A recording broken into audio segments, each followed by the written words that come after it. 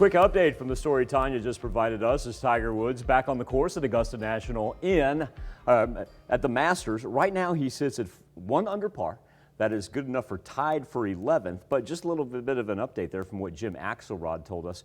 While he's tied for 11th, he's now only 3 strokes off the lead, and he'll be teeing off at 1:40. And of course, you can catch Tiger and the dramatic Saturday and Sunday final rounds of the Masters right here on KOAM.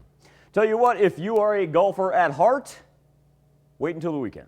Not going to be worth it today, that is for sure, because not only is it chilly outside, but also, too, you're going to be fighting 30-mile-an-hour wind gusts coming out of the northwest right now. 41 degrees is where we stand over 7th and Rangeline in Joplin.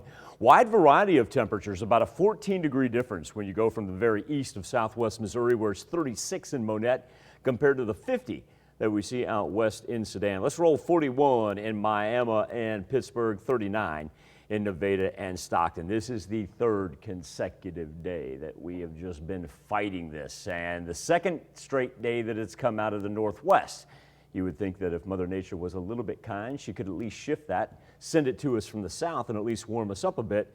But nope, this is going to last all the way past sunset, very reminiscent of what we had yesterday, and the fact that even after the sun goes down, it's going to be blustery until around the midnight hours. That being said, we do not have any wind advisories because our attention has already shifted to the turquoise, which is a freeze warning. You will notice that really through central Kansas, and then if you go north and south, all the way south of the Red River, all the way north to the South Dakota-Nebraska state line are red flag warnings. So the wind has not gone anywhere throughout the entire Midwest. And now the cooler temperatures indicated by that turquoise encompass all 4 of our states and actually push almost into portions of Indiana. That's how far east they go. Our Skywatch storm tracker that provided us, yes, with some snowflakes earlier this morning along I-49 and I-70, just about done. As everything progresses through central Missouri right now, pushing off to the east. Behind it, not only are we void of precipitation, so we're going to be on the dry side for the next 48 hours, but also, too, look at the clearing skies. We find ourselves just along that dividing line. As a matter of fact, that's why it's a little bit warmer out to our west.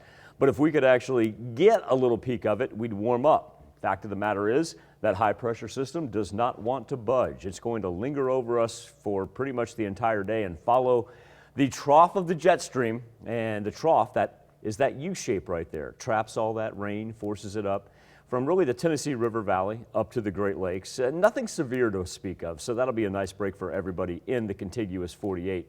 Coming off of really, it seems like it's been a long time, but if we go back to Monday, we had 3 separate bouts of severe weather, including tornadic activity in the United States this work week alone. So the fact that we'll just keep those as rain showers, a welcome sight.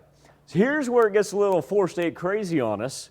After an afternoon in the 40s, low 50s, overnight, we plummet down below the freezing point. So the freeze warnings that we have in effect also present us with widespread frost. Usually, if you're going to wake up with a freeze warning, you think it's going to be an extremely chilly day. It's actually not going to be the case. As we work into Saturday afternoon, our temperatures, void of any cloud cover, quickly warm up to the point where we're going to throw up 60s on the board very easily, even some high 60s, if not 70s out to the west. Overnight, our temperatures overnight from Saturday into Sunday will actually be warmer than what we will encounter this afternoon, leading us to a Sunday where it's almost 80 degrees.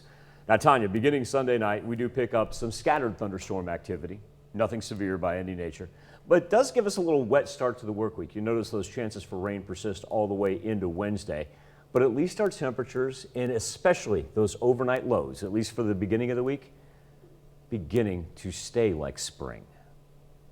All right. Well, I'm looking forward to spring finally getting here. I suppose we can make it through one more night. I just wish we could talk about spring and not have to show a whole bunch of turquoise freeze warnings. Yeah, no kidding. I'm like, people are ready to get their plants out there in the ground. And I know it's been very confusing for everybody to put them out for a couple of days, let them soak in some sun, some much needed rain, and then have to pull them right back in. Right, well, they're going to get plenty of rain. All right, thanks, Michael.